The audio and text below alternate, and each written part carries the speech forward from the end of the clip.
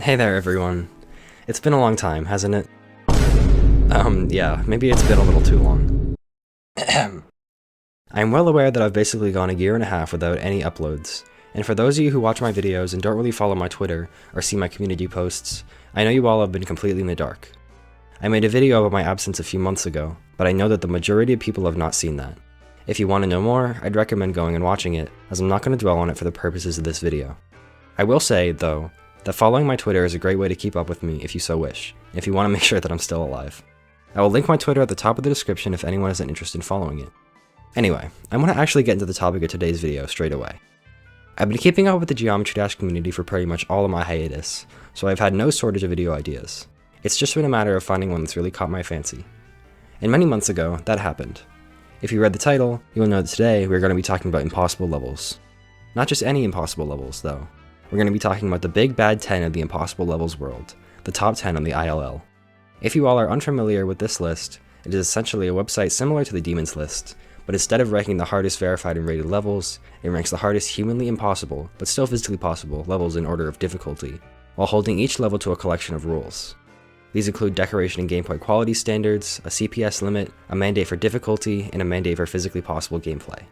Fully fledged and further specified guidelines can be found in the Impossible List website, which will be linked right in the description. Impossible levels are something I've wanted to talk about on this channel for a very long time. I have tons of opinions and things to say about them today. To me, they speak as one of the purest forms of visual art that can be achieved in this game. The levels are physically impossible, and therefore are just made for viewing and experience and appreciation. Not to mention that with impossible gameplay, you can utilize whatever gameplay concept you want and not have to worry about players having to execute it in real time. The same thing goes for decoration, and generally, impossible levels have infinite creative freedom, contrasting against normal demons that are played by real people. I don't mean to say one is better than the other, but I do think impossible levels have tons of qualities that make them worth the community's love and attention. Unfortunately, they are overshadowed by legitimately verified extreme demons, as those are what catch the eyes of the masses in the community. Today, I want to bring some impossible masterpieces to light for my viewership, as I give my thoughts and observations on them. For this video, I will only analyze the top 10 impossible levels, but there are many amazing levels outside of those, and if this is a popular and interesting concept, I may explore more in a future video. Let me know in the comments if you guys want to see that down the line.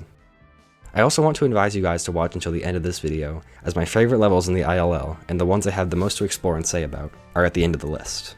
So if you really want to get a taste of the best impossible levels, stick around until then.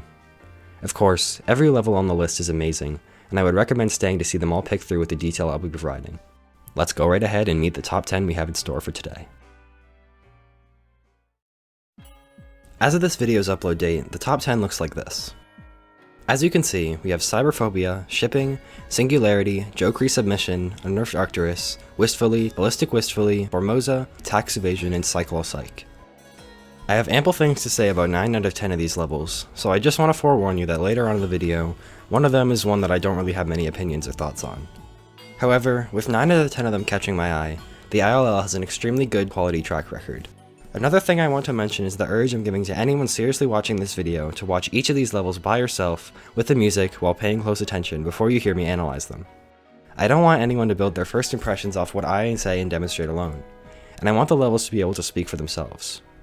I'm not going to include a full run of each level before I talk about them, as the video would be an extra 20 minutes long, but if you want to take this video seriously, go check them out for yourself at each interval between levels. I'll be playing clips of each part of the level I am talking about as I discuss them, so you'll see the level generally, but not as a complete cinematic experience. Also, I can't play the music with all the clips, so it's important to check it out by yourself to get that experience as well. Anyway, I'm really excited to get into this, so let's hop right into taking a look at cyberphobia.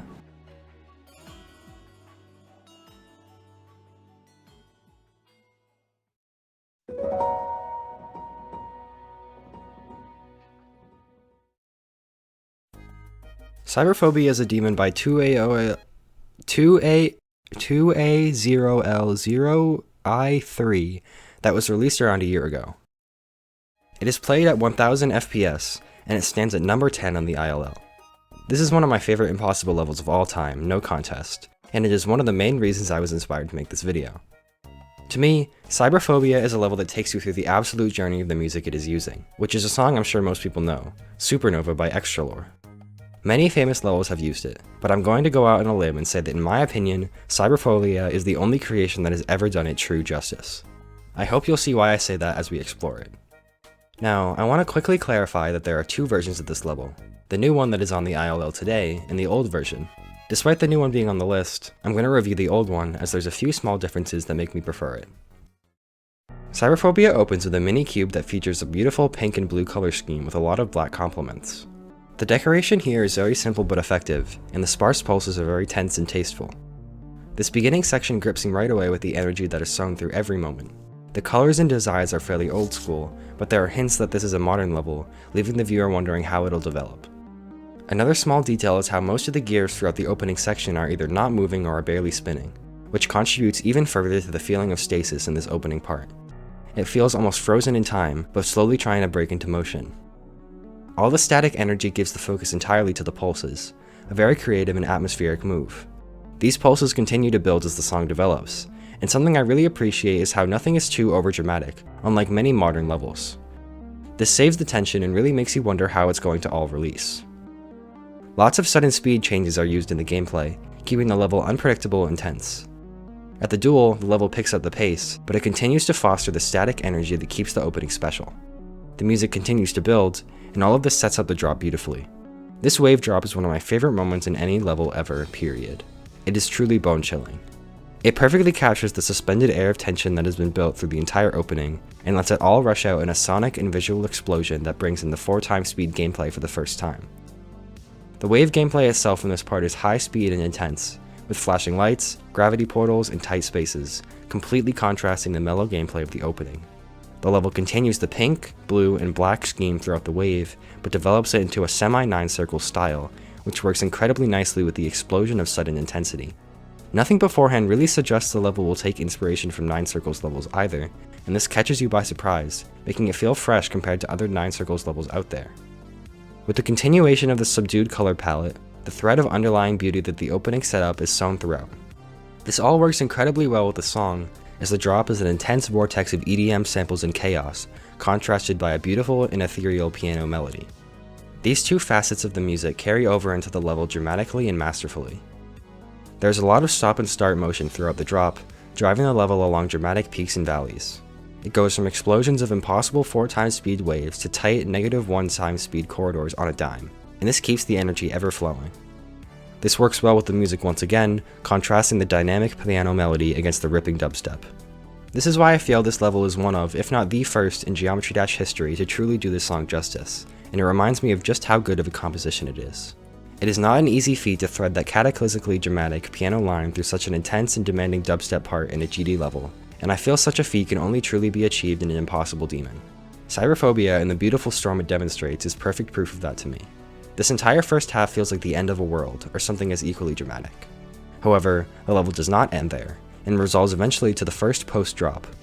This part continues the beautiful color scheme of pink and blue with the old school designs, mimicking the opening. However, this part is a more soulful, tenderly gorgeousness and expressive attitude, as the piano takes over the soundscape and the intense dubstep takes a back seat. Beautiful pulses continue to radiate, and it feels like another frozen moment of space, almost as if after the explosion of the drop, time stands still once again, and you hang, mouth agape, in a beautifully dramatic stasis. This energy eventually leads you into the second and final drop, which mimics the form of the first, but is noticeably different in some key ways. Instead of catching you by total surprise, as that technique has already been used, it takes the soulful energy fostered in the post-drop and develops it into a feeling of triumph against the raging and brutal storm. This happens in the music too, with the piano coming out over the noise and shouting its melody into the void. This makes for an exhilarating rush of energy that is unlike any other, and it's one of the best feelings I have ever gotten from a Geometry Dash level. The intensity of the first drop is matched in the visuals, with the unsynced wave gameplay making a visual representation of the storm, and the piano melody floating gently over the chaotic visuals. There's no need to represent the piano in the gameplay, as it stands strong on its own, and I love this creative choice by 2A0L0I3. The jarring stops and starts continue, adding to the beauty and exhilaration. Every slowdown feels like a gentle emphasis on the ever-present tender beauty, while every sudden 4x speed change forces you back into the brutal storm. Overall, this is by far, in my opinion, one of the most gorgeous moments in a Geometry Dash level ever. The final part of the level cools down the tension and excitement of the previous 4x speed waves, utilizing more simple and easily followable UFO gameplay that also features a cool dash warp gimmick. This calms down the viewer in contrast from the intense and unpredictable nature of the previous part. The static, floating beauty of the beginning is called back here. The magical energy present feels like you've endured the danger of the storm and are finally able to breathe. Overall, this contrast is what makes this level so effective. A final note of appreciation I have to give out is at the very end, when the level ends on a non-cadential moment of the song.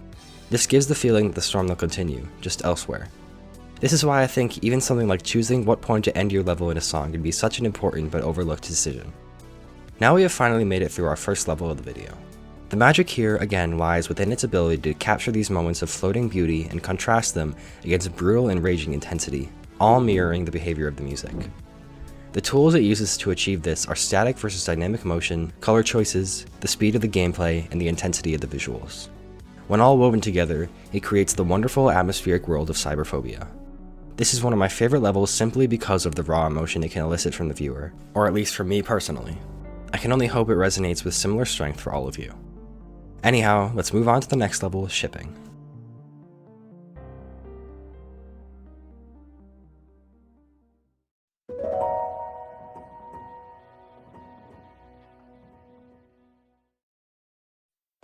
Shipping is an impossible level by Apocalypse that is far more modern in design and structure than what we just looked at in Cyberphobia. It's certainly not as grandiose, but I do consider it quite cool and I want to look it over. Shipping is somewhat of a gimmick level by nature, with the entire project using dual 2-player ships as the gameplay format. This, assumedly, lends itself to the name shipping. Just because the gameplay is gimmicky, though, doesn't mean that the level lacks quality. To me, shipping builds a magical, lush crystal cave in its world design, filled with sparkling pigments and enchanted structures. Before we mention any specific parts, I want to bring up my appreciation for how refreshingly different all the levels in the ILL can be. You seamlessly transition from a level deeply rooted in nostalgic 1.9 and 2.0 design style, like Cyberphobia, to something more modern in decoration like shipping. These stylistic choices always significantly support the execution of the different concepts they attempt. Anyway, let's talk about the actual details of shipping.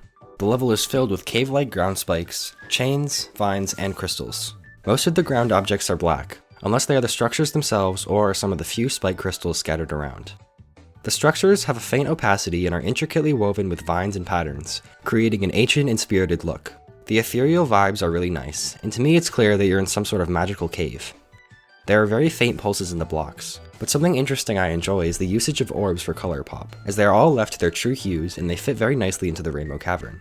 If you look closely, there are numerous amounts of super cool, intricate designs in the blocks, and so many little details, such as sparkly glow clusters, radiant vines, cracks in the walls, shimmery blocks, airborne particles, and so many more.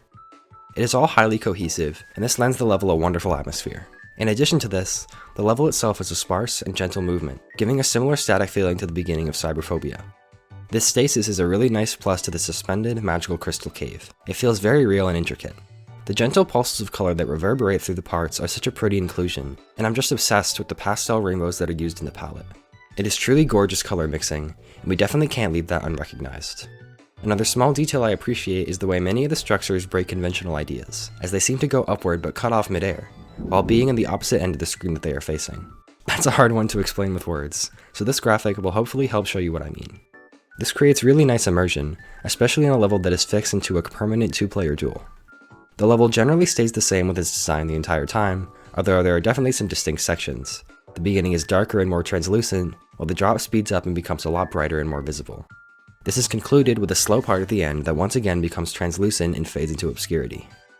The drop is really neat as the level becomes much more alive, and the beginning and end seem to lay dormant. There are many small details that I'm not going to go over in the drop and in the final part, but you guys can definitely take a look for yourselves and appreciate all the small intricacies of this beautiful level. That is pretty much all I have to say for shipping. Once again, a much more modern demon with beautiful demonstration of color mixing, atmosphere, design, and a little bit of gimmick. This enchanted crystal cave really adds a lot of spice to the top 10 on the ILL, as there really isn't any other level like it, and it totally deserves its spot for that reason alone. Anyway, the next demon is Singularity, so let's move right along.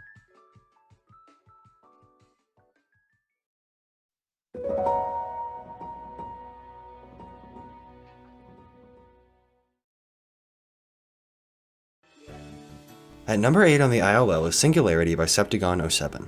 Released over 2 years ago and a former top 1 Impossible Demon, it is extremely iconic, and I expect some of you to already be familiar with it.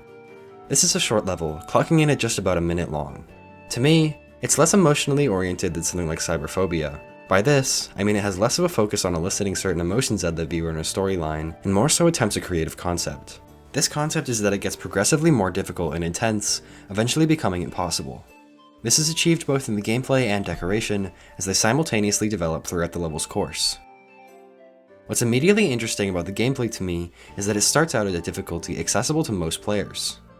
A lot of impossible levels out there these days have easy looking gameplay visually, but in reality have numerous invisible objects that make the level much harder than it seems. Many people, myself included, therefore expect this sort of thing when the gameplay looks easy. But with Singularity, this is not the case. The beginning is just as easy as it looks, with no tricks. In fact, the world record on this level is 53%, a jarring number for impossible demon standards. Most world records on this levels don't even get past 1 or 2%. As far as decoration, the level is mostly grey and black, with a tasteful tint of electric blue sewn through. It generally follows what many would consider a design style, but it is kept simple in execution. It uses raw spikes of blocks with glow lining the structures, giving it a technological feel. The design is simple and repetitive throughout the opening section, aligning well with the concept at the beginning being bare bones in both gameplay and decoration. As it goes on, it gets marginally trickier, with the parts right before the drop belonging somewhere in a hard to insane demon. Of course, this is still way out of the realm of impossible gameplay. As the level progresses past the opening, a brief transition screen leads to the drop of the song, which takes another noticeable jump in difficulty. This part belongs somewhere in a top 100 extreme, especially with the wave section. Still, it is doable, and again, players have passed these parts in world record runs. The decorations here get more interesting, with grass blocks being introduced alongside new usage of glow lighting. It stays relatively similar, which is something I actually really like about this level. It introduces things so suddenly in the decoration while so jarringly in the gameplay, which contrasts creators' attempts at this concept in the past. More in line with mainstream level ideals is the idea of making the decoration more complex as the level goes on versus the gameplay. This does make sense, as in a level played by a real person, having the gameplay get progressively harder would be very frustrating and looked down upon.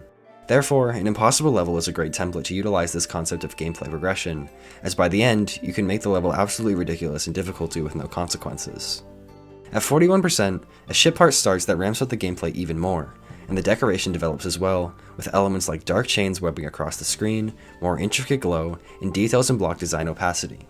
At 52%, the line between top 1 on the demons list and what's humanly impossible begins to blur, as we enter a ridiculously difficult 4x speed mini wave. Beyond this wave is when we enter true impossible demon territory, with some ridiculous cube timings and tight, slow waves. At around 62% it picks up even more, and when you get to 67%, you are within top 10 impossible level difficulty. Here, there's a 2-player dual mini wave that is, without question, humanly unplayable. This entire last section is my favorite part, and I've been really excited to talk about it. This is the part of the song where all the musical elements previously established come together, and it feels like after the lengthy build-up, you finally entered the moment where you can sit back and feel satisfied with what you're watching in the decoration, gameplay, and music. This wave part is super raw as a whole, but as it enters the second half it gets even harder and more badass, especially in the last 10%. The decoration throughout this entire wave is the most intricate and developed in the entire level, really selling the concept of progression once again. The decision to keep the last 30% in one game HUD was a really good one, as it feels like this is what the level has been building to for the entire course of it. Again, it's not so much of an emotional journey as cyberphobia, but it still stands as a fantastic level. It uses a really cool concept that takes advantage of the creative freedom of an impossible level in a super neat way. Singularity is a really sick demon that definitely solidifies the notion that impossible levels can do some really creative and unique things. I love talking about it, but sadly, now it's time to move on to my least favorite level on the list, joke resubmission. This one should go by pretty fast though, so make sure you keep watching and we'll get right through it.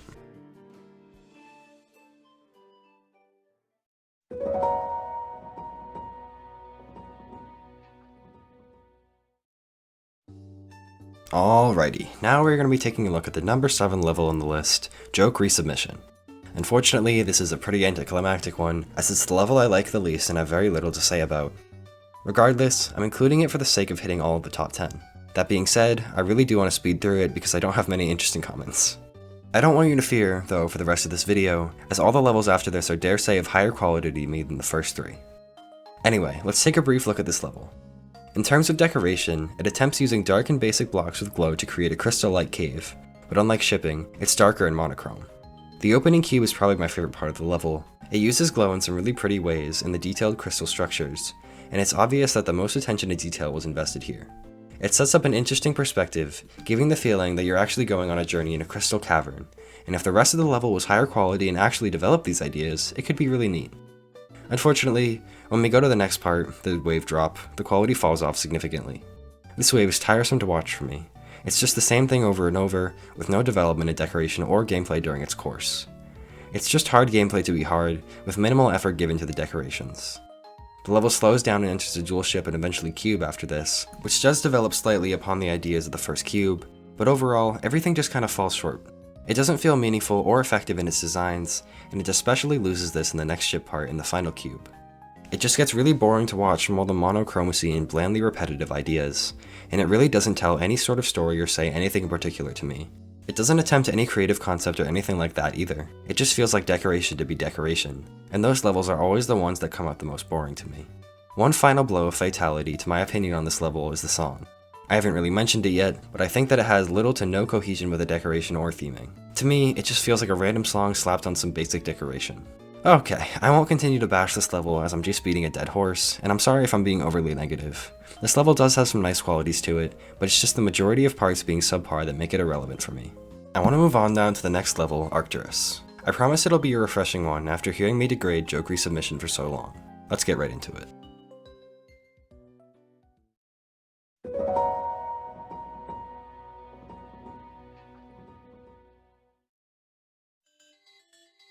Arcturus. This is one that I'm sure you will all be familiar with, at least with the version that currently resides on the Demons list. Today, we're going to be talking about the original, the unnerfed Impossible version, made by MaxFS, which sits at number 6 on the ILL today. I've been a lover of this level long before it was nerfed and legitimately verified, as to me, it's a horror masterpiece. It utilizes the intense atmosphere of hell in a very unique way, while taking advantage of impossible gameplay to get its point across. Let's look at the actual level to analyze this in action. The opening is extremely brief, but it kicks the level off on a very tense footing. It opens up from complete darkness, suddenly being interrupted by a bright flash of red alongside the music. This pulls the viewer right in, and makes their heart and blood pump right along with the cutthroat visuals. This effect is continued in the structural and background pulses, which alternate to give certain moments more immediate and isolated perspective, versus others which open up to the full level. This back and forth puts your mind on edge, gripping your eyes and head with the hell you've entered. Flashes of blood in chains, spikes, and gears surround the player, and this further emphasizes this hellscape you're a part of. The decorations themselves are made in a 1.9 style, similar to cyberphobia in how it uses 2.0 designs. This does a nice job of paying homage to the hell levels of old that Arcturus has its roots in, but it doesn't copy at all, as MaxFS does plenty of new and unique things here that make their level more than stand out from the likes of Cataclysm and Bloodbath. One prime example of this is the usage of black as a serious color tone. The contrast of blood red and pitch black hues make every part feel brutal. The decoration in the opening is all brilliant, but the gameplay is important to mention too. It starts aggressively, with angry speed changes that explode against the accents of the cello bass line. This adds significantly to the tension and overall atmosphere. As the gameplay builds, you eventually reach the iconic moment when what appears to be a large pair of jaws swallows up the player, which is quickly followed by a black screen transition. There is then a sudden flash of red to unsettle you before you are thrown into the next part. This is the infamous dual wave, which many would consider the drop of the song. This section builds brilliantly off the demonic atmosphere set in the first cube, as it creates the feeling of being chased by some horrifying and all-consuming entity. The infamous tight dual wave combined with the limited vision from the dark decorations really sells the idea that you're fleeing something in the darkness. Furthermore, the structuring is nearly pitch black, and can only be seen in brief pockets of time when a faint red pulse ebbs to the music. Airborne red particles distributed around the screen bring the decoration to life and give it more dynamic space, while the colors do their work solidifying the theme as an evil black and red. The designs themselves stay very simple, but as always, the effectiveness of the level comes from the tight, dark, and claustrophobic, danger-like feeling. The jagged and jarring speed changes in the gameplay make this anxiety-ridden chase even more real, as if you have to stop and start your run when it's too dark to see where you're going. The faint echoes of the children's song and the music haunt the atmosphere of the level and drive home the horror. These ideas from the first wave continue into the infamous mini-wave, where the design varies slightly, but the next real development comes with the following ship. This ship speeds up the pace of the chase dramatically and adds moving and more visible structures, amplifying the intensity alongside the music. This all works well to develop the horror, evolving it into a more open part of the chase. The colors and structures still stay dark and sinister, and the fierce cello continues to pound in your ears, whilst the ship weaves through the threatening and the impossible gaps. The inconceivability of the gameplay only adds to the intensity and demonic atmosphere. As the ship builds and builds with the song, the structures get more angry and chaotic, and the gameplay intensifies, eventually entering a dual ship. It feels like impending doom is pounding closer and closer with a chanting song, frantic visuals, and hair-raising atmosphere. And eventually, a climax is reached and a flash of red cloaks the level in a sudden world of darkness, leaving suspense in the air. This marks the end of the chase, and as it fizzles out, a faint toy box melody emerges in the music, coupled with a slow ship. The level now opens up more visually than any other part, dripping with tension and suspense. The haunting, demonic presence in the faint melody remains. Danger seems to have gone for now, but it's unshakable that it's only a matter of time before it returns. The gameplay changes to a wave and then a suddenly sped up ship, hurling you forward with no warning into a flash of red that suddenly concludes the level. This is a very shocking and surprising end if you don't see it coming, and that's a huge part of why I love it. A large question mark of tension hangs in the air in the final slow part, and the swift return of the demonic chase that gets you right at the end is such a cool idea. The strength of this level and what appeals to me most is how it captures such a cool horror story.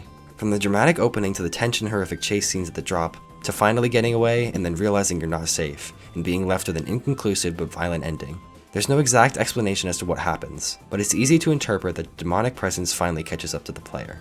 This being said, I really like that it's up to interpretation, and that it leaves the viewer thinking. Through and through, Arcturus shows mastery of numerous concepts and ideas to get its story across.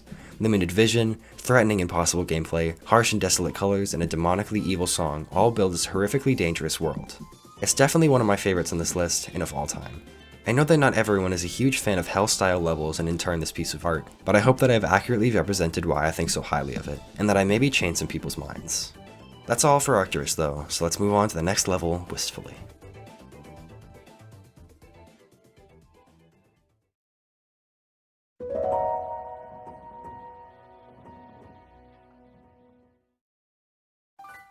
Now that we have gotten through Arcturus, we are moving on to our first top 5 demon, Wistfully.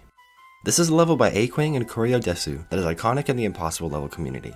I'm excited to dissect it, so let's get right into the analysis. From my perspective, Wistfully is like a hidden away, shadowy world that uses impossibility to create an atmosphere of formidability and isolation. The level gradually tells the story of an ancient forest, taking you back in time to show the tale of how it was tragically destroyed and what it once was. The level utilizes grayscale decoration to imply the old age of all the structures and life forms. The opening ship section of the level is really pretty. The small splashes of light gray in the background with glow sparkles capture the magical aspect of the forest, while most of the structures are entirely black to contrast this, with many having murky glow borders that make them harder to make out. Dark vines and brambles are strung from the floor and the ceiling of the opening passageway. I think this sets a really nice dreamy and shadowy mood while establishing the theme wonderfully. There is some light movement in the foreground, and some gentle flashes of light in the blocks, which gives the level the tiny bit of life it needs to seem not totally static, but generally, not a whole lot is dynamic here. This stays true for the rest of the level, and I think this is a big contributor to the feeling that all the structures are ancient and have been here for hundreds of years. If the level was too dynamic, it would take too much away from that prospect. The dark and sometimes dreary design is also nicely contrasted with the sparkly, uplifting, and hopeful music, which is what gives it this really unique atmosphere of old and wise formidability, contrasted with magic energy and gentleness. I can clearly imagine this forest being full of life and wonder in the past, but after some destructive event, it has become uninhabitable and dreary. However, some of the ancient sparkle is still resonant. The cube after the ship is another beautiful part of the level, with slightly more detailed blocks featuring rocks, more vines, and brambles, as well as some ancient brick patterns and sparkles to add to the dreamlike atmosphere. The subtle but expansive details like the vines, low opacity clouds, and small structures of an ancient civilization, as well as small white glow patterns, all work together so nicely to create a beautiful visual tone. The music complements all of this wonderfully, and I'm just obsessed with the static beauty of this section.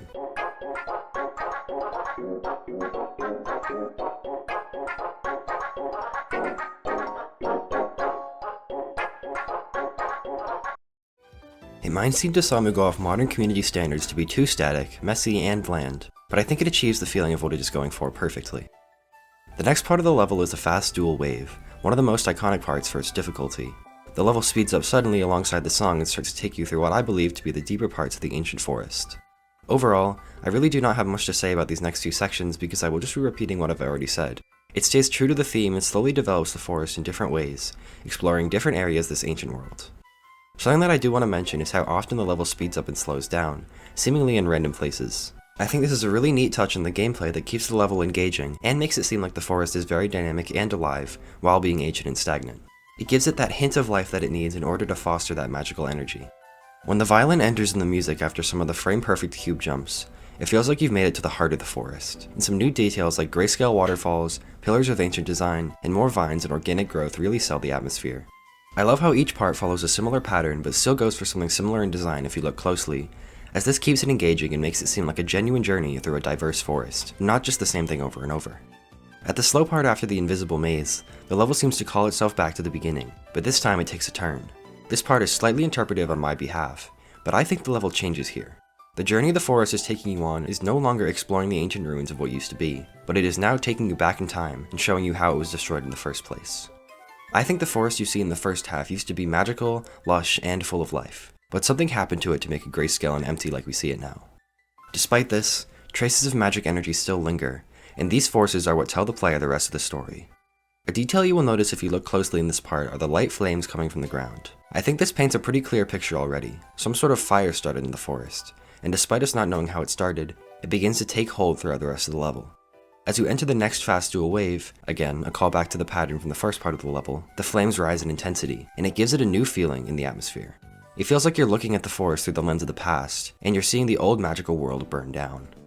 Angry gears protrude from the ground that have never been seen before this, and it almost seems like some mechanical force is behind the burning.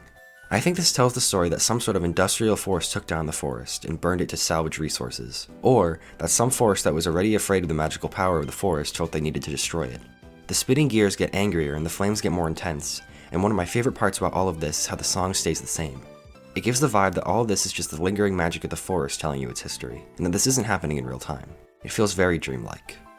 The final dual wave rushes past, continuing the story into the final developments of the burning forest. More and more clouds are added into the foreground, and I think, considering their excessive use, they could represent smoke. In the final part of the level, you leave the forest in a climactic cube jump, and are greeted with the end screen. Now, before I end the discussion on this level, I do want to say that I don't necessarily think the story I told today about the level is 100% what the creators intended, or if they even intended a story at all. Despite this, it tells a story to me, and I think that's really cool on its own. Regardless of if you think I read too much into the lot of this level, I think it is key to appreciate how it's made to evoke the feelings it does, and the beauty of the atmosphere, whether that atmosphere is tied to any storyline or not. I had a lot of fun interpreting what I thought this level means, so I hope you guys enjoyed listening to my thoughts. Anyway, that's my review of Wistfully. Next up is a level that I'm sure most of you are going to have some sort of knowledge of. It's very infamous for its haunting atmosphere and extremely difficult gameplay. Let's move on to the number 4 place on our list.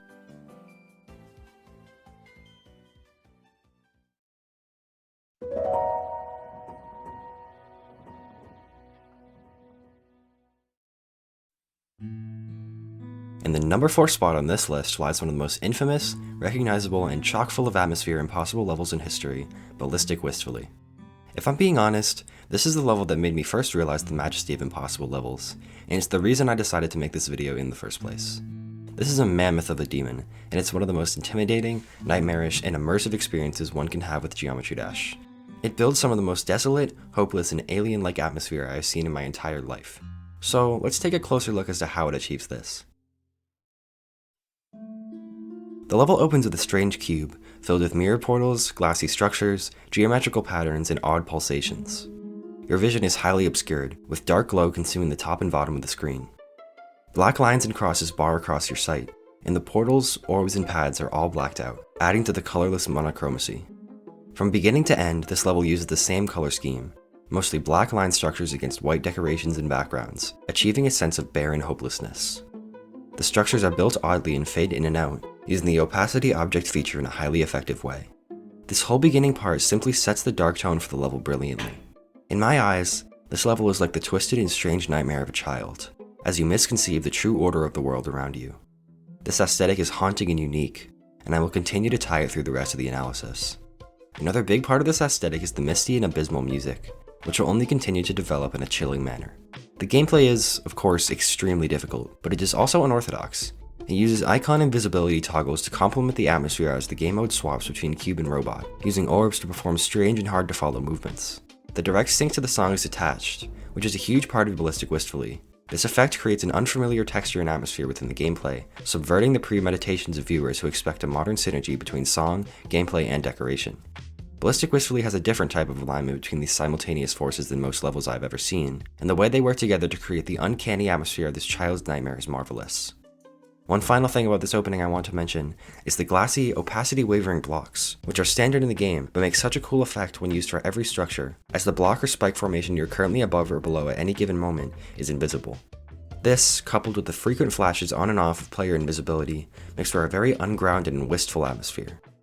The level continues as the song develops into a faster ship section that advances the decorative themes of opacity-altered blocks, lines, and crosses. And while the gameplay develops, I'm just going to skip ahead to the next part, as it's overall highly similar to the opening. There's a slow cube section next, which becomes entirely static compared to the visual action of the previous part. Something I want to bring up here is the lack of movement in the structures and decorations, which makes the level rely on only visuals to create drama. This is very well executed in the beginning, using opacity blocks or dynamics. However, the contrast used here as everything suddenly becomes solid and static creates a frozen and vulnerable feeling. The air decorations use more strange patterns and geometric shapes, building on the twisted nightmare aesthetic. This leads into the next iconic part of the level, which is a wild two-player duel with trippy, unorthodox visuals.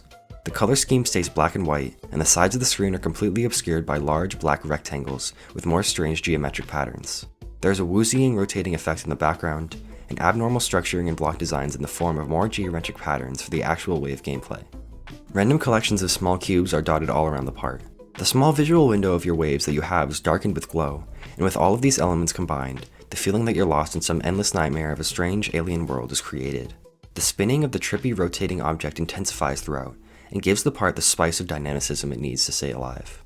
This wave feels like a deep, murky nightmare, and with all the geometric shapes and patterns, faint murmurs of recognition seem to whisk around you, while reality in this alien world blur into incomprehensibility. This is why I think it's much like a child's nightmare. To a young kid, reality can seem scary and strange, and the weird shapes and wonders of the world can be misinterpreted in the brain as more dangerous and alien than what they really are. The next part continues this idea, as you go into a long dual ship in Spider. This is, in my opinion, undisputedly one of the greatest parts of the level. A key motif is introduced here in the music. A strange organ-like instrument plays a reverberated melody over the soundscape, creating a desolate and doomsday-like atmosphere. This musical motif is bone-chilling, and Eidos capitalizes on it perfectly. The gameplay stays fast and simple, with a crazy hardship at the top of the duel and a spider going along the weird melody underneath it. The fading opacity blocks make a return here, adding to the otherworldliness. Strange black lines stretch across the screen, but the main detail here is the haunting custom background. Using glow spike decorations scaled upward in a progressive pattern, a world of depth is made behind the icons in the front. The strange texture is fuzzy and distant, and the colors only add to this. The finishing touch is a rotating group of black, pulsating circles that make the effect of dark rays flashing in and out to the music. The tactic of having nothing move except for these rays is a powerfully hypnotizing effect, and it gives the part static and dynamic elements at the same time. The result is a mesmerizing, alien, and desolate world. With the music, gameplay, and decoration combined, this is one of the most chilling parts of any level I've ever seen in this game. It feels like a much more authentic representation of something like Limbo, far more so than the actual level Limbo. These past two segments of the level have been on the darker side of the visual spectrum, but this changes entirely when we go to the next part. This is a wild ship section that is infinitely more difficult than it looks, and it absolutely blinds you right off the bat with bright white glow filling the screen. This contrast between parts itself is very effective for me. The music changes here too, being filled with thick electronic noise. This part is one of the few with a more realistic parallax, as we can see brick structures of what appear to be clubstep monsters moving all along with us, and adding to the depth. However, the main attraction are these huge white structures with globs of blinding glow over them, giving a strange clouded effect. There are black raindrops in the background as well on a diagonal, which again gives this whole part the feeling it's on some alien planet in some crazy nightmare. It then slows down to a dual UFO, which transitions to a crazy invisible wave part. This is another favorite section of mine. It brings together a lot of thematic elements at once: the barred lines across the screen, strange geometric designs, and the color scheme. Weird, mathematical 3D triangles jut out of the top and bottom, creating an amalgamation of reality and dream. More parallax is given to this part than any other, and particles of black glow that might resemble dust or clouds fly by the player. The structures themselves are also triangles. It is a wave part. The last beautiful detail, and certainly not the least, is in the top right of the screen. A chilling black sun emerges in the background, completing this barren world. This whole part so perfectly captures a desolate alien hellscape from a horrific nightmare. It's relentless and unending in its limbo. However, the intensity does not stop. There's a sudden transition into the next part where the old haunting melody from the spider part makes a return. This alone is chilling, but the decoration is spot on too. A strange ebb and flow of a quilted haze fills the entire screen along with more geometric shapes. The gameplay takes the form of a ridiculously hard swing copter, and the fading opacity blocks make a return once more. The hazy pattern is built up of, you guessed it, more geometric shapes, all working together to blur reality. The obscured vision here really makes you seem like you're in a deep, murky depths of this endless nightmare, with the haunting melody repeating over and over, piercing what's left of your recognition of reality. The lack of visual sync to the melody here is really effective, as the music is able to float on top of all the chaos in a bone-chilling fashion. This part is also considerably longer than any other, feeling like the culmination of this endless nightmare without any end in sight. It's a whopping 40 seconds long in total. After the haunting swing copter, the level slows down to a classic impossible level maze with more strange geometric patterns and darkened vision, which eventually leads to one of the creepiest sections. This row-up part that comes after has structures that are filled with strange faces that looks like the drawing of a child. This, combined with the scribbled stars in the background, really bring home the point that this is all just a child's nightmare.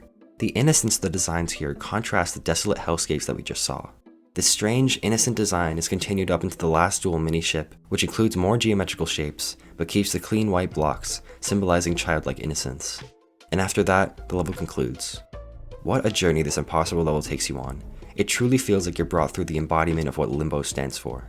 I feel like I have endured the twisted nightmare of a small kid who's experienced a world too cruel for them to comprehend. I've been talking about this one for a very long time, over 3 whole pages in my script, so I'm not going to give it a huge outro. I think I've said plenty about my thoughts and reflections on it, so let's get a move on and go to the next level, which will be entering top 3 territory. This is another Eidos level, Formosa, and I'm super hyped to discuss it. Let's go.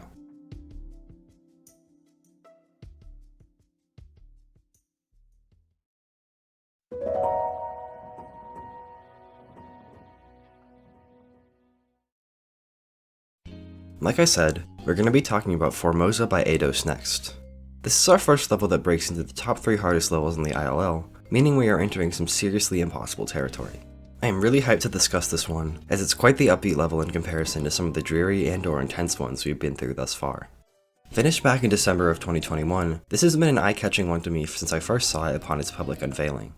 It is currently the hardest one-player level in the ILL, which is a formidable feat to achieve in terms of mastery over making creatively difficult, impossible gameplay. The level attempts a really neat creative concept, which is that every part develops itself visually and emotionally from the template that is given to you in the opening. This concept is a bit tricky to explain without visuals, so I'm just going to show you all what I mean by analyzing it instead of trying to explain it now. By the end, it should make sense.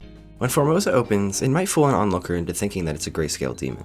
It certainly follows that rhetoric for a time. It uses only black and white hues in the decoration for the entire first 2 sections of the level. However, there's something almost off-putting about the way they are used. I am a huge admirer of this off-put vibe Eidos creates, as it's not an easy feeling to bottle up and deliver so subtly. A big part of it for me is the use of white lines lacing through the blocks and the sparkles in the background. These give the decoration a shimmery and distant feeling, while also alluding to the fact that they could be filled in with more detail when it comes to the colors. Like I said, these structures are like templates, or the black and white picture that you get in a coloring book before you fill it all in. This opening part uses the song to its advantage as well, with the subdued and almost underwater sounds alongside a muffled and minimalist piano, making it seem like it's pushing down some hidden potential. It feels like the remains of something in the past, as if there used to be much more to it, or that there is a lot more depth and vibrancy in its roots.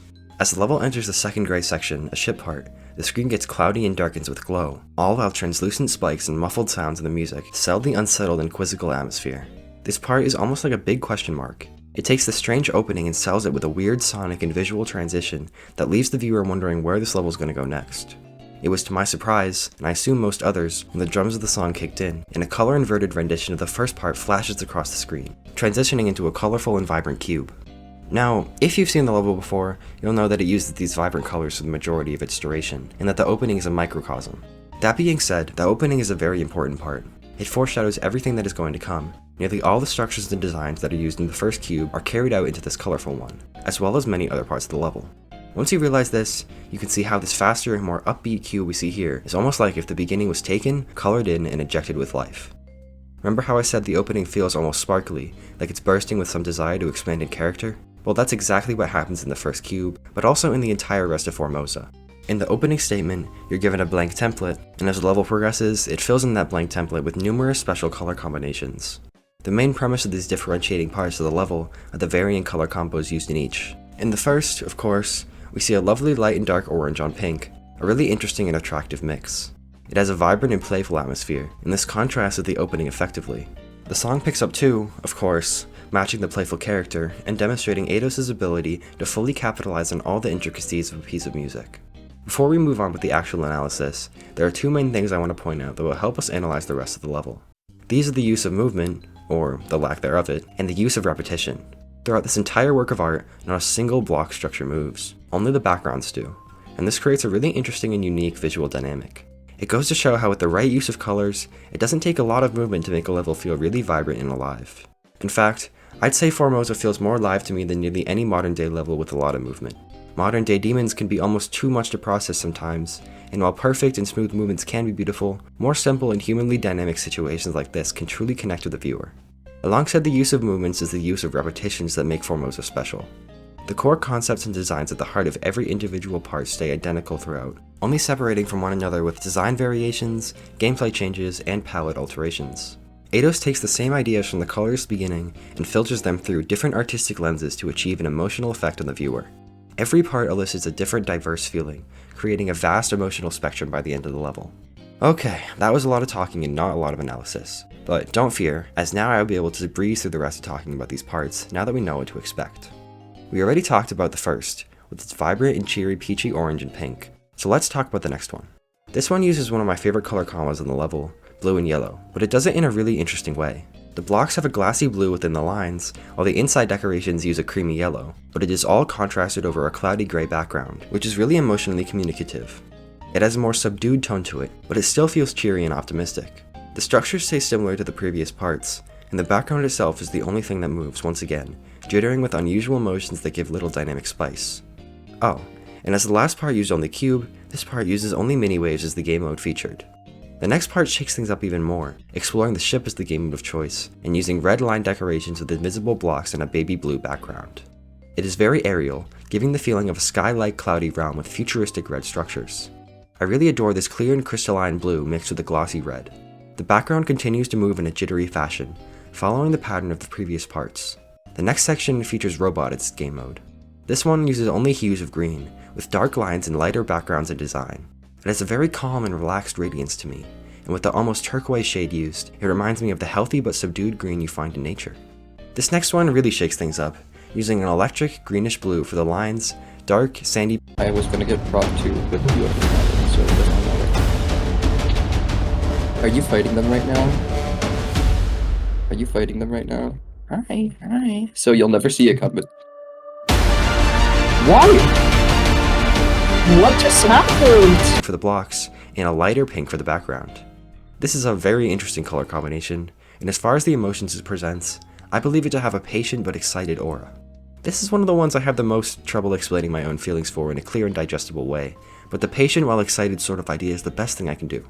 The next part is a UFO section, and it showcases a really cool sea blue on light purple. The opacity between these two creates a really tasteful visual mixture. This part, to me, is very serene and calm, and it is a very nice contrast to the high energy in a lot of the previous sections. The next one is spider-centered, and uses hot pink in the lines, a very distilled pink in the blocks, and teal in the background. This part feels like it's underwater to me. Of course, a large part of that is from the teal background, but the music itself becomes muffled here, and it creates this submerged feeling that I really appreciate. The amount of overlapping designs here really contributes to that emotion as well. This part has a very passionate aura in my eyes. After this is a mini cube dual section that uses light brown and tan tones. This part feels like a playful and childlike construction area. A lot of this comes from the knobs and the blocks and the designs in the background, and it definitely has a lot of innocence fused into it. The final part features a normal UFO and slows down for the first time since the opening. It uses a really neat cloudy gray in the background and gentle lavender in the blocks. This part feels very much like a rainy day to me. I really like it for that. As for the final part, having that rainy day energy and aesthetic, like you're safe in a warm house, closes off the level with a really nice vibe. I think the gentle feeling of stepping back here also comes from the slow down of the song and the gameplay, which is a really wonderful choice that gets a strong feeling of concluding satisfaction across. The level ends abruptly, with a strange end screen that probably doesn't make sense to a lot of people. Now, I will do my best to take a stab at analyzing what it means, but I don't know it for sure. The clearest thing I can see here is a connection to the level name. Formosa is supposedly another name for the country Taiwan, and the blue square with a vaguely circular white blob in the center seems to reference the flag of Taiwan. Now, Formosa also means beautiful, and the level could be alluding to both of these definitions, or just one, or neither. I am not totally sure how either of the ideas connect to the ideas of the level itself, but if anyone has any guesses or insider info on that, feel free to let me know in the comments. All the observations I make in this video are entirely uninformed by the creators or the people in the know of the levels, and therefore I'm not totally sure on things like this. But yeah, that is my full analysis of Formosa, one of my favorite possible in levels for sure, and one that was really fun to write and talk about because of how optimistic and positive it is. Now, let us move on to the next level with the number 2 spot on the list, tax evasion.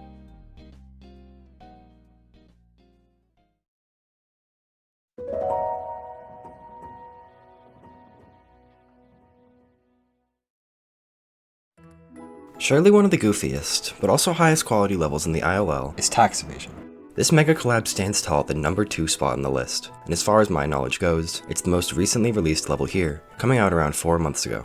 This is another level like shipping that attempts a modern design style, while also feeling closely related to the glow usage and structuring in levels like joke resubmission. However, this level feels like joke resubmission if it was 10,000 times better and more interesting. This is not just a random design mega collab either. It feels cohesive and themed in a really neat way.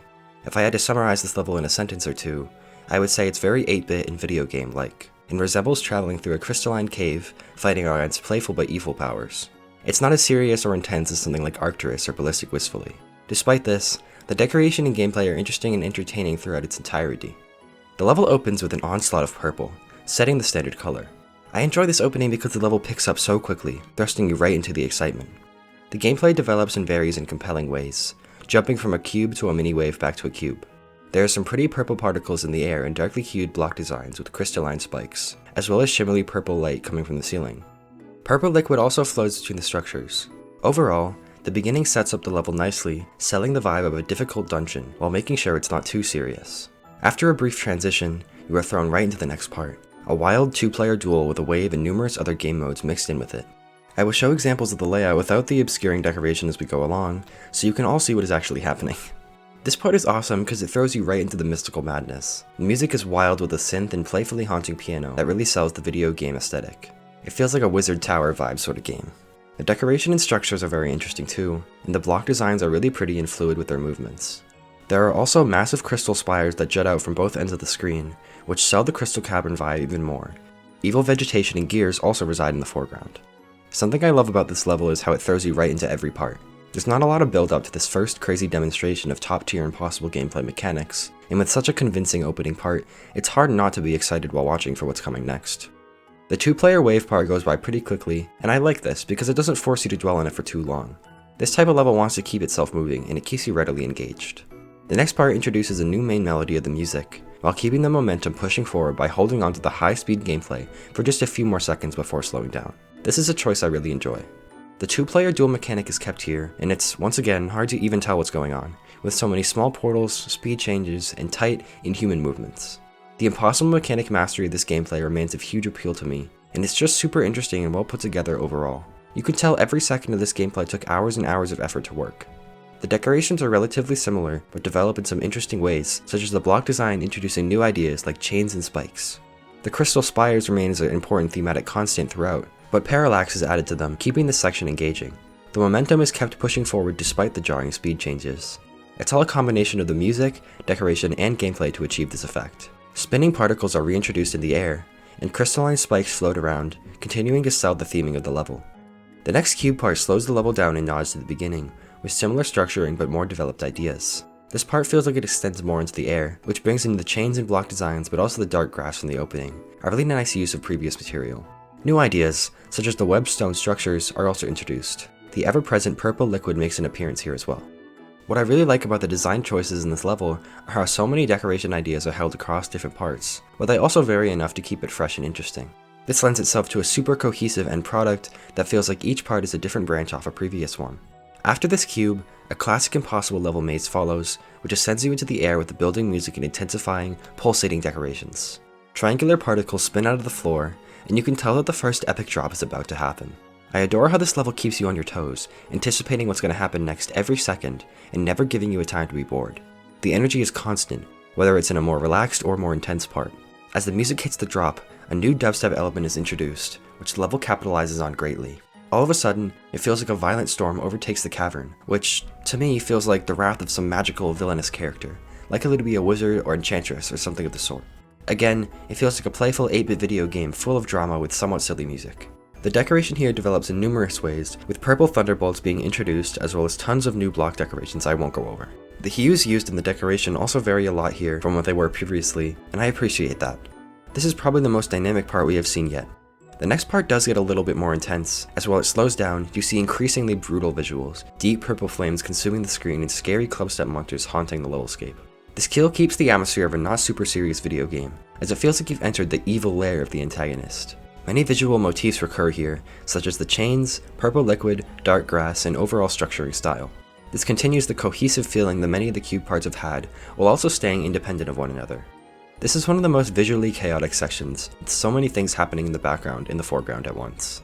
There are particles, stars, glow spires, block patterns, and tons of other things swirling in the visuals simultaneously, and despite all of this, it retains a well put together look while also feeling the brutal craziness of an evil villain.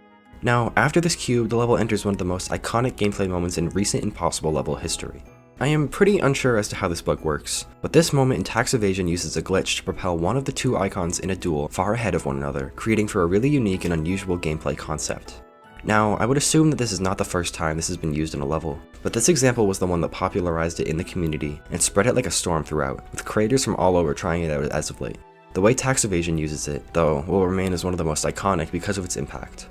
It starts out pretty simply by creating another 2-player wave that resembles the first, this time with one icon chasing the other, making it so all the inputs have to be repeated just a few milliseconds later. The music calls back to the video game-like piano melody from earlier as well, this time with dubstep being laid over it. In the visuals, we see numerous references to old concepts once again, like the chains, purple liquid, block designs, and dark grass, but we also see new things, like some cool subdued shades of purple and a massive spire of purple outline jutting out of the ground for an evil effect. We then see what I think is one of the coolest transitions in recent memory. The level blacks out and we see a shaky line design of a structure that highlights 2 of the waves being offset, just to remind us of how cool this gimmick is.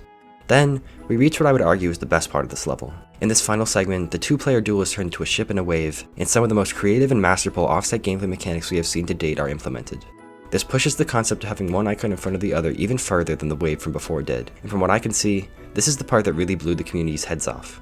In the music, the haunting 8-bit melody makes a return against the dubstep, making for a musical climax to accompany the epic part. Visual references like the purple fire, block designs, and chains are mangled in here too, and it's just such an epic part. It feels so authentically like a dungeon labyrinth in a video game, and I am so for that aesthetic. This part is just plain awesome, and I imagine most anyone could see that, so I won't keep rambling about it. The outro slows the level down and keeps the same designs, but makes the gameplay similar, while still being just as impossible. This gives you time to really appreciate the awesome decoration, and it's just a nice reflective moment that gets thrown in to show the fiery mayhem that was just inflicted upon the levelscape. After a very tight straight fly, the level ends, and that concludes the number 2 level on the list, Tax Evasion. It's really such an awesome level, certainly one that doesn't take itself too seriously, while still being impeccable in quality, and that's something I always really appreciate in art. Don't get me wrong, I love stuff that takes itself seriously, such as Arcturus or Ballistic Wistfully, but I also love having not so serious levels like this in the mix, that are also of super high quality. It refreshes my brain, at least. Anyway, that's all for Tax Evasion. And now, it's time for the final level on this list. This is going to be one hell of a ride for those who have made it this far. The top 1 demon, cyclolcyc, is the longest level on this list, and the one that I have the most to write about by far. So now might be a good time to take a short break and grab some water or a snack before you sit down through this final, epic level. This is not only one of the best levels in the ILL, but it is one of the best levels in Geometry Dash history, period. Let's move on to our final level, cyclolcyc.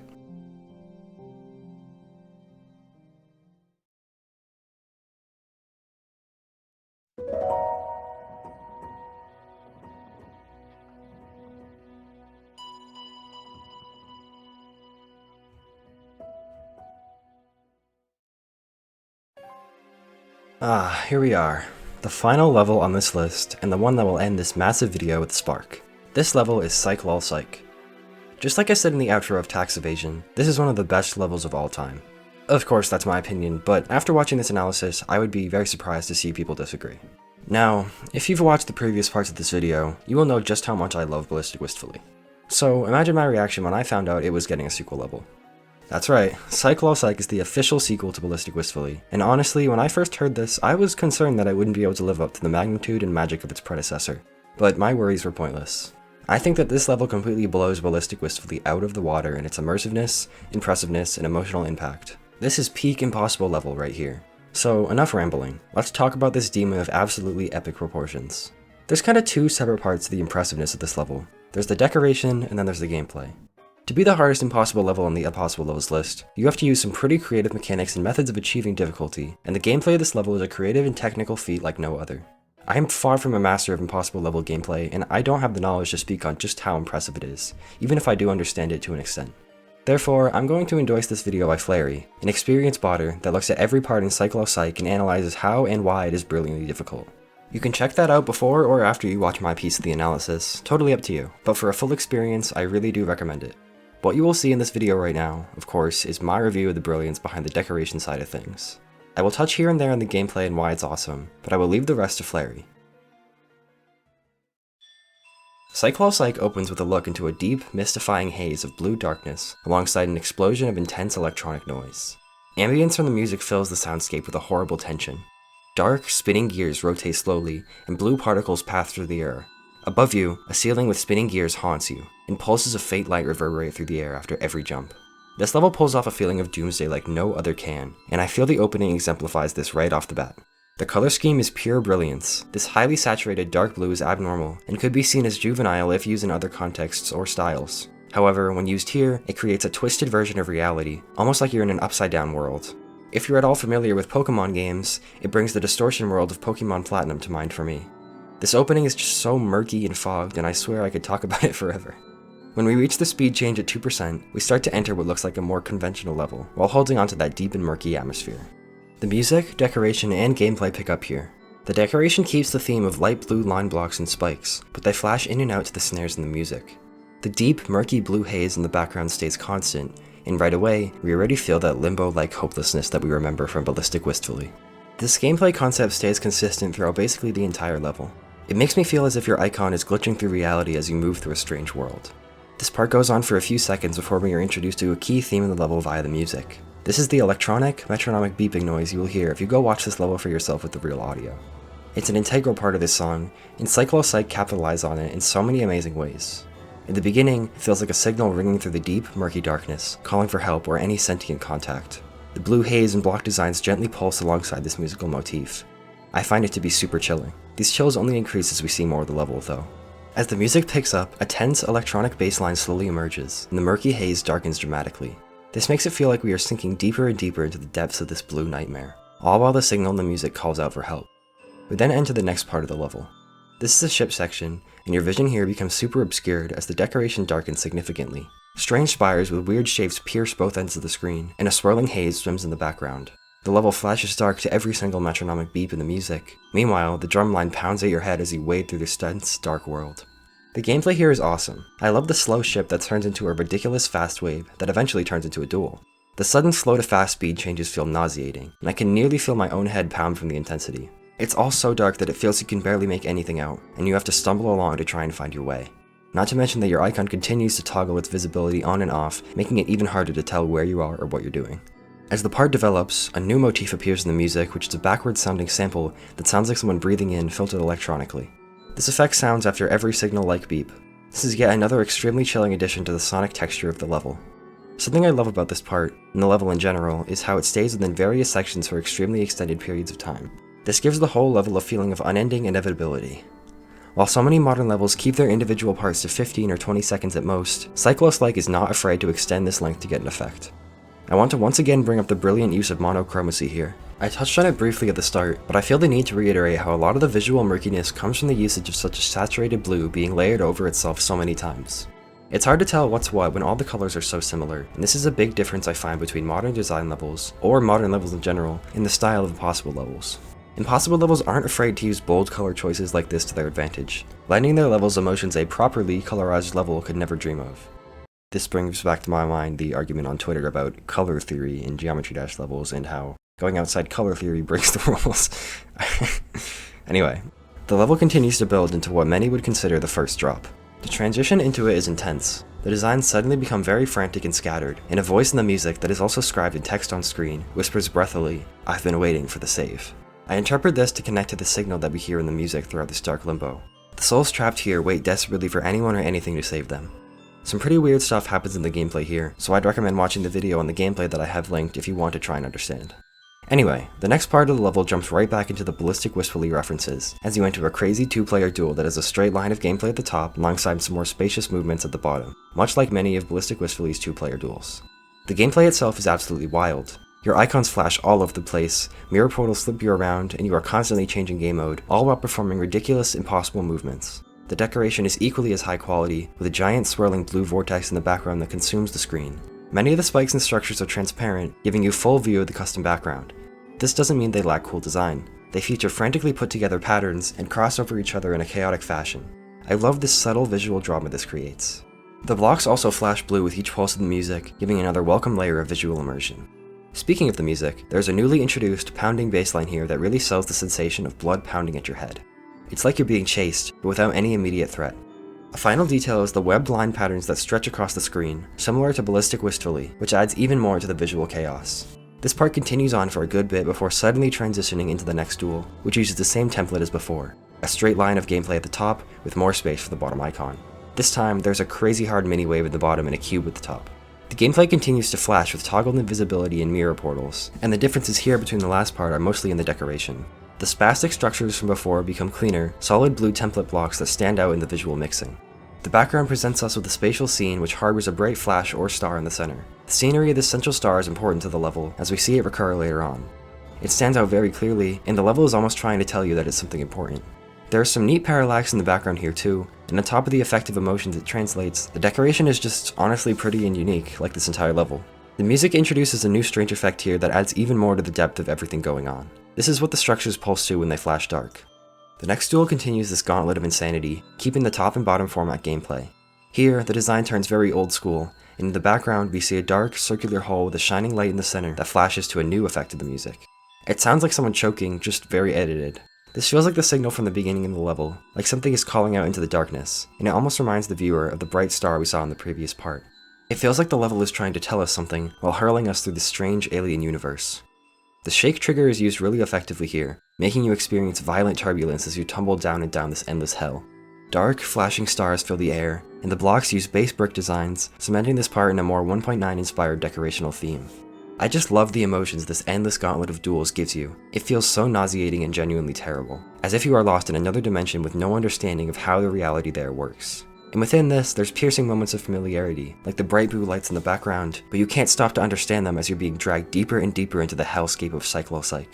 After this third duel, the level has a short transition period with a misty duel ship that features a cryptic face and message that's inscribed "Cry." But the real thing I want to focus on is the next part.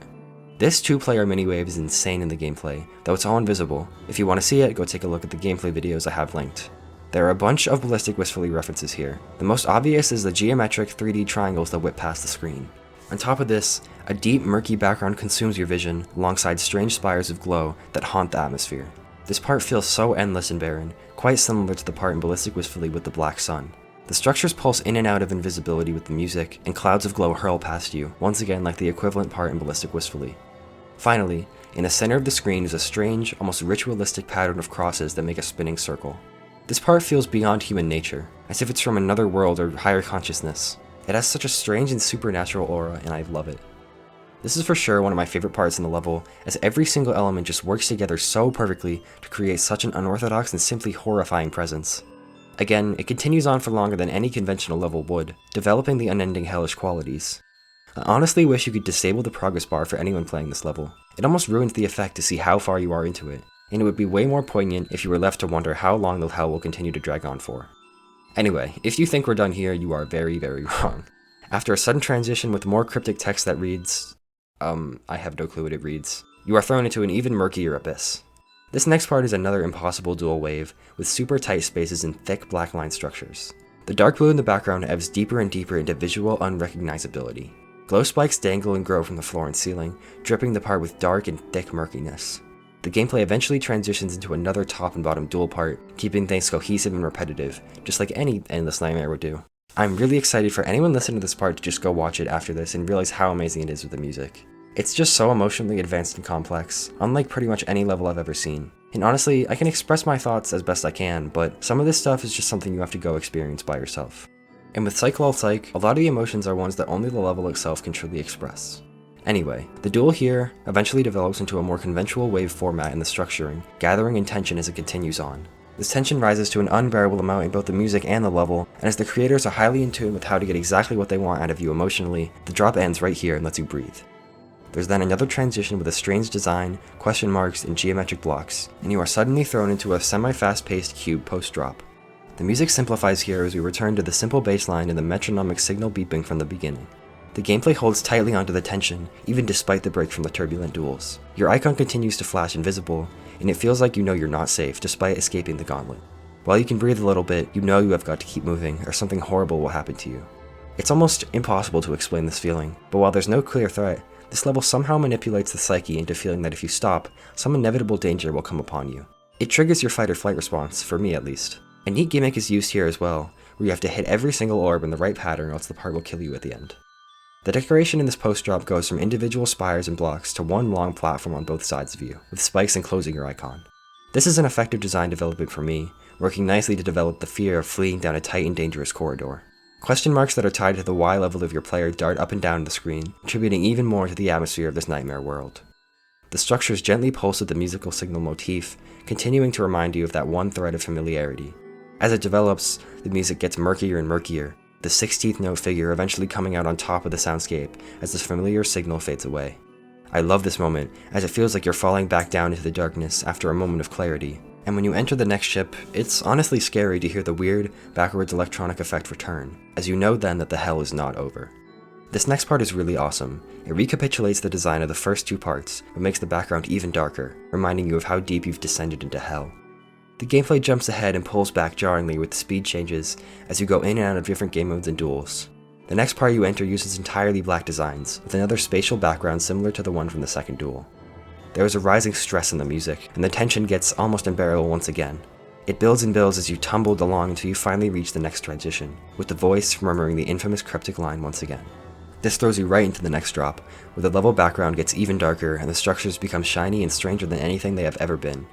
Boulder blocks are used to create a super weird design texture, and it makes you feel like you've started to enter places that there is no return from.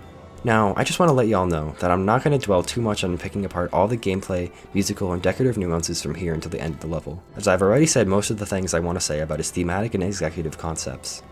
However, these last few parts are amazing, and they do introduce some new and important ideas, so I will definitely touch upon the important elements until the level concludes. Anyhow, you are next met with a transition that goes into a dual wave once again.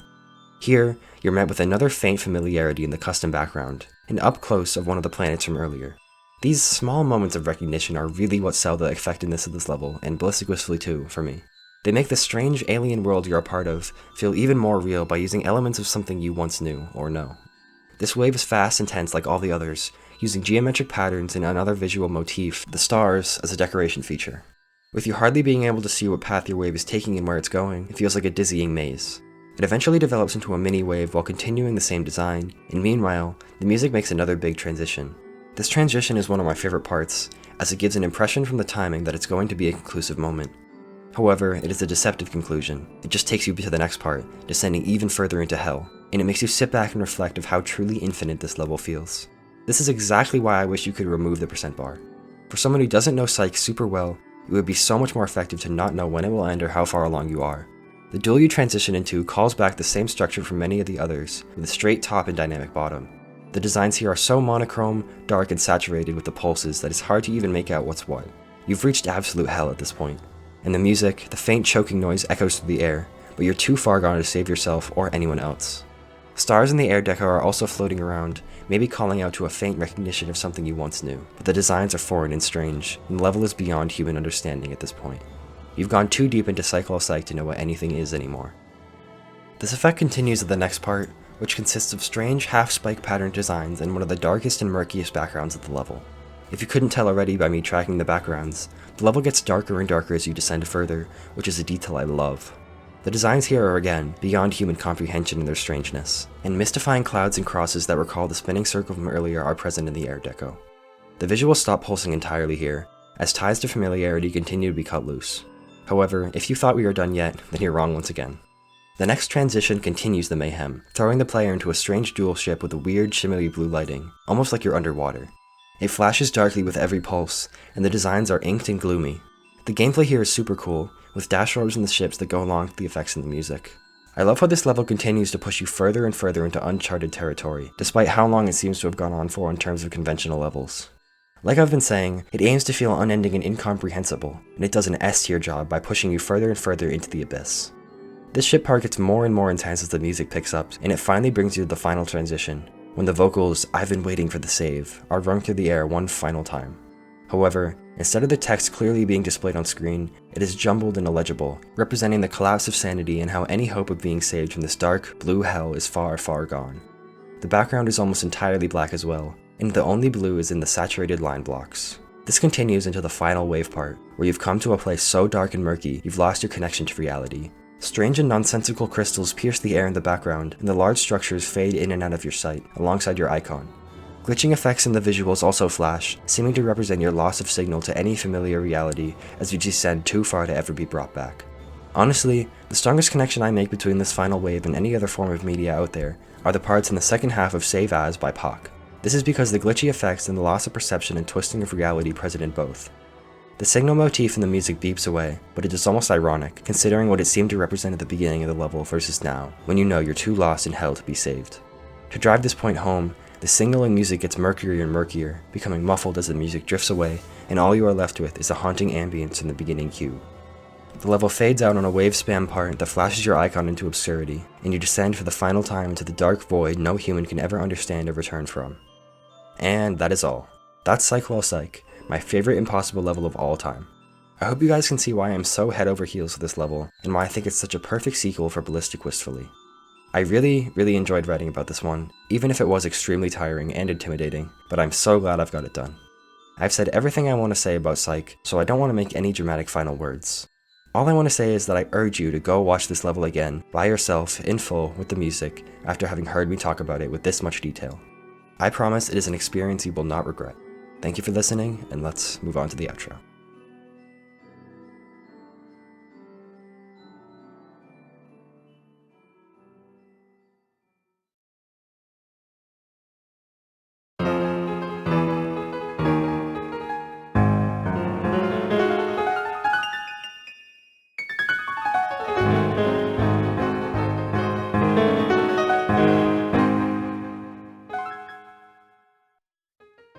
Here we are. After that over an hour-long escapade, we have finally made it to the end of this video, you and me. Honestly, it's been such a ride to get this one out, and I feel pretty emotional getting to write and voice this. I never knew if I'd ever be finishing a script ever again, and if I would be able to experience the emotional high I always do in writing these reflective outros. I've never doubted myself so much when doing a video, much less a project as huge as this one. And having not done it for so long, I've continuously gotten overwhelmed by the amount of things that must be done to create a video of this magnitude by my lonesome. The main thing that has motivated me throughout all of this has been you guys. All your wonderful comments for the past 2 years that have kept appearing in my YouTube notifications, reminding me that you're still all waiting patiently for me to return, and are excited to watch anything I make. I've gotten so many heartfelt comments on Twitter and YouTube alike, talking about how much my videos have helped individuals deal with hard times, and that has seriously made me cry and motivates me to push out this video you're watching right now. It's been really hard to work through all the intense and reflective thinking I've had to do for this one. It's required an extreme amount of brain energy to do all the analysis, edit entertainingly, and voice with high quality. But I am really happy with how it turned out, and I hope that you all like it. I'm gonna be totally honest with you though, and say that I'm not really 100% sure about the future of this channel. I don't think at all that this will be my last video, so don't worry about that, but I don't want anyone to expect me to turn to like monthly uploads or something like that, as that is not going to happen. I have so much stuff I am focusing on with my instrument and musical career, and I just do a lot of things with my life these days that are not related to Geometry Dash or the internet. I'll be going to college in the fall, and I just don't know if I'll have the time to keep any sort of upload schedule. For now, I'd advise you to appreciate this video and wait and see where the future takes me. I really have no way to guess when my next upload could be, but genuinely, go follow my Twitter if you want to know. You will almost surely get information on an upload as soon as I can myself tell you. If anyone has watched this far, I really thank you. The fact that there is someone out there who has listened to this entire 18,000 word script I've written all the way until the end, and is hearing me speak these words right now, is of incredible meaning to me. I love all of you so much, but for you, dear viewer, who stuck with me until the end of today, I have a special love. I'll always be so grateful for you guys. You have done more for me than I can even begin to explain, just by being my fans and supporting me. I truly hope this video was to your liking, and if you want to see more, or just want to say anything at all, please leave a comment directed at me. I will almost assuredly respond or acknowledge it if it is natured kindly. Anyway, I'm really rambling right now. It's just been so long since I've had a chance to let loose with one of these heartful outros that will probably be seen more than a community post or something like that. And I have so much to say to you guys. I won't keep dragging this out though. Thank you for watching, and I hope after today, you love and appreciate impossible levels just that little bit more. That's the main aim of this video and the most important thing to take away. Impossible levels in the Impossible List community are awesome, and we should start enjoying and celebrating them just as much as Demon List levels in the Demon List community. With all of that said, it's time I go, and it's time to close off this video. Seriously, though, if any of you ever need anything, please feel free to reach out to me on Twitter, as I'm always here for my fans. If you have anything to say or ask, feel free to comment or message me privately. I love you all, you're all valid and beautiful. I will see you all at some point again, hopefully not too long from now. Thank you so much for watching, and take care.